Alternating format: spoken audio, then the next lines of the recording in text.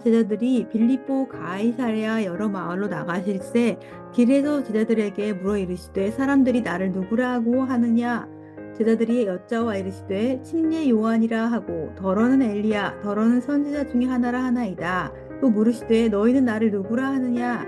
베드로가 대답하여 이르되 주는 그리스도이시니이다 하매 이에 자기의 일을 아무에게도 말하지 말라 경고하시고 인자가 많은 고난을 받고 장로들과 대제사장들과 서기관들에게 버림받아 죽임을 당하고 사흘 만에 살아나야 할 것을 비로소 그들에게 가르치시되 드러내놓고 이 말씀을 하시니 베드로가 예수를 붙들고 항변하매 예수께서 돌이키사 제자들을 보시며 베드로를 꾸짖어 이르시되 사탄아 내 뒤로 물러가라. 내가 하나님의 일을 생각하지 아니하고 도리어 사람의 일을 생각하는도다 하시고 무리와 제자들을 불러 이르시되 누구든지 나를 따라오려거든 자기를 부인하고 자기 십자가를 지고 나를 따를 것이니라. 누구든지 자기 목숨을 구원하고자 하면 잃을 것이요 누구든지 나와 복음을 위하여 자기 목숨을 잃으면 구원하리라.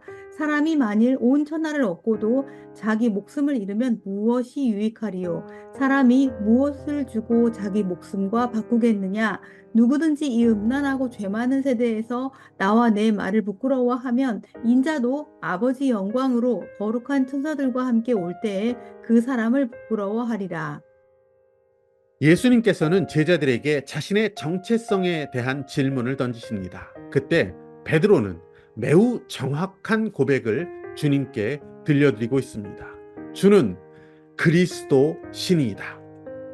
예수님께서는 그 명확한 대답, 그 대답을 들으시고 드디어 비로소 자신의 사명, 자신의 앞날에 대한 이야기를 제자들에게 들려주십니다. 31절 말씀을 보시면 예수님께서는 죽임을 당하실 것을 제자들에게 말씀하시고 사흘 만에 살아나게 될 것이다 라고 가르쳐 주십니다. 이것은 바로 십자가 고난 그리고 죽음에 관한 말씀이었습니다. 물론 부활의 소망도 거기에 있었지만 예수님께서 순환을 받게 되실 것, 또 죽게 되실 것에 대한 예고를 들은 제자들은 매우 큰 충격을 받았을 것으로 예상합니다. 이 말씀을 듣고 난 베드로가 32절에서 어떻게 합니까? 예수님을 붙들고 항변하고 있습니다. 예수님, 고난이라니요, 죽음이라니요, 십자가라니요, 안 됩니다. 그렇게는 안 됩니다. 결코 그런 일이 우리 주님께 일어나서는 안 됩니다. 라고 베드로가 말하고 있습니다. 베드로는 정말 예수님을 아끼고 사랑했기 때문에 그렇게 말씀을 드린 것이죠. 하지만 예수님께서는 이런 말을 해오고 있는 베드로를 향해서 정색을 하십니다. 그리고 아주 심각하게 베드로를 꾸짖으십니다. 아니 사실 그럴 수 있지 않습니까? 인간적으로 볼 때 스승이 지금 죽게 되었다는데 그런 스승을 내버려 둘 수 없겠다라는 생각을 하면서 예수님을 정말 생각해서 말하고 있는 베드로인데 예수님께서는 그를 향하여서 너무나 매정하게 말씀을 하십니다. 33절 말씀 보시면 어떻게 말씀하십니까? 베드로를 꾸짖어 이르시되 사탄아 내 뒤로 물러가라. 사탄아 내 뒤로 물러가라. 네가 하나님 일을 생각하지 않고 도리어 사람의 일을 생각한도다. 라고 예수님께서 베드로를 꾸짖으십니다. 예수님께서 베드로에게 너는 사탄이다. 라고 말씀하신 것은 아닙니다.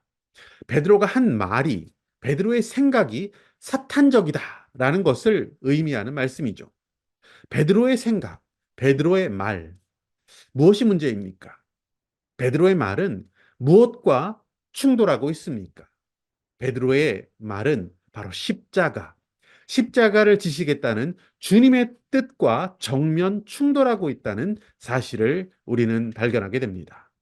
결국 십자가를 거부하는 것, 그것은 사탄의 생각, 인간이 중심된 생각이라는 것을 주님께서 베드로에게 말씀하신 것입니다.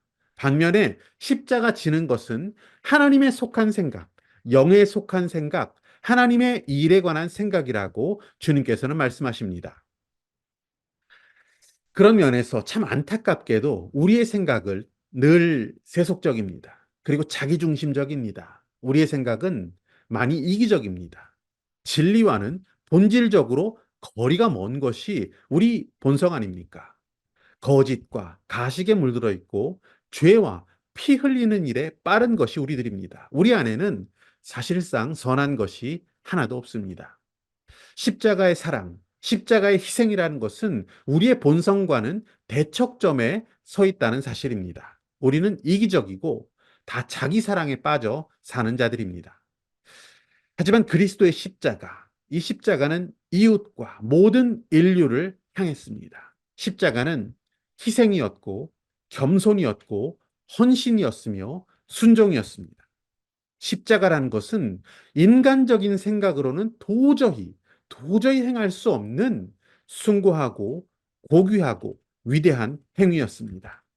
누구라도 자기를 부인해야, 인간적인 생각을 떨쳐내야 비로소 십자가를 질 수 있다는 것입니다. 그래서 34절에서 예수님은 뭐라고 말씀하십니까? 누구든지 나를 따라오려거든 자기를 부인하고 자기 십자가를 지고 나를 따를 것이니라. 아멘. 이렇게 말씀하셨습니다. 여러분, 우리는 때때로 속습니다. 나는 그래도 나름 착해. 내 안에는 선한 것이 있어. 겸손도 있고 내 안에는 온유도 있어. 내가 왜 나를 부인해야 돼? 그렇게까지 부인해야 할 이유가 뭐가 있어? 라는 생각을 합니다. 하지만 그런 생각을 가지고는, 그런 판단을 가지고는, 그런 마음을 가지고는 십자가를 감당할 수가 없습니다. 우리 예수님의 십자가. 우리 주님은 죄 없지만 모든 저주를 받기로 작정하시고 십자가를 지셨습니다. 내가 왜? 라고 하는 질문으로는 도저히 질 수 없는 십자가. 모든 수치를 참고 감당해야 했던 예수님의 십자가. 자신의 유익을 내려놓고 우리와 같은 죄인들을 사랑했기에 질 수 있었던 예수님의 십자가. 그런 십자가를 향하여서 대항했던 베드로에게 예수님은 뭐라고 하셨습니까? 사탄아, 내 뒤로 물러가라 라고 말씀하셨습니다. 십자가를 대항하고 있는 내 마음 안에 있는 소리들, 내 이기심의 생각을 향하여서 우리는 예수님처럼 선포할 수 있어야 합니다. 사탄아, 너는 내 뒤로 물러가라. 그래야 우리가 형제 자매를 사랑하는 삶을 시작할 수 있습니다. 내 이웃을 내 몸과 같이 사랑하는 삶, 인류와 열방을 향한 사랑을 실천하고 복음을 선포할 수 있는 선교적 삶, 십자가 지는 삶을 드디어 우리는 그때야 살아갈 수 있다는 것입니다. 예수님의 그 십자가 사건을 보면 십자가에 못 박은 그 군인들이 예수님을 향하여서 뭐라고 소리쳤습니까? 지금 십자가에서 내려와라. 그리하면 우리가 믿겠다. 라고 예수님을 말합니다. 이것은 예수님께 말한 것은 조롱입니다. 십자가 지지 말고 내려와. 라고 말했던 이것이 바로 사탄의 뜻이었습니다. 십자가 사건의 대제사장, 서기관들, 장로들도 있었습니다. 그들이 십자가 앞에서 사탄의 입장에 서서 뭐라고 얘기했습니까? 네가 만일 유대인의 왕이면 내가 너를 구원하라. 십자가에서 너를 구원해라. 라고 십자가 내려올 것을 그들이 요구하지 않았습니까? 십자가 지는 것을 방해하는 그 모든 말, 생각들은 다 사탄의 전략입니다. 오늘 우리에게도 끊임없이 그런 시도들, 그런 말들이 있습니다. 네가 뭐하러 그거 해? 하지 마. 십자가 지지 마. 그만해. 알아주지도 않아. 이것이 우리를 위하는 말처럼 들리고 우리를 생각해주는 시도같이 들리지만 우리는 그때 외쳐야 합니다. 사탄아, 내 뒤로 물러가라. 나는 십자가를 질 것이다. 나는 나를 부인하고 그 십자가를 질 것이다. 그렇게 십자가 지는 길, 그것이 예수님이 인류를 구원한 길입니다. 우리를 살리신 가장 위대한 선교적 과업을 완수하신 예수님의 길, 십자가였습니다. 우리도 십자가 지는 그 길, 십자가를 지고 주님을 따르는 그 길 가운데 설 수 있는, 자기를 부인할 수 있는 그런 삶을 살아가는 저와 여러분이 되시기를 소망합니다.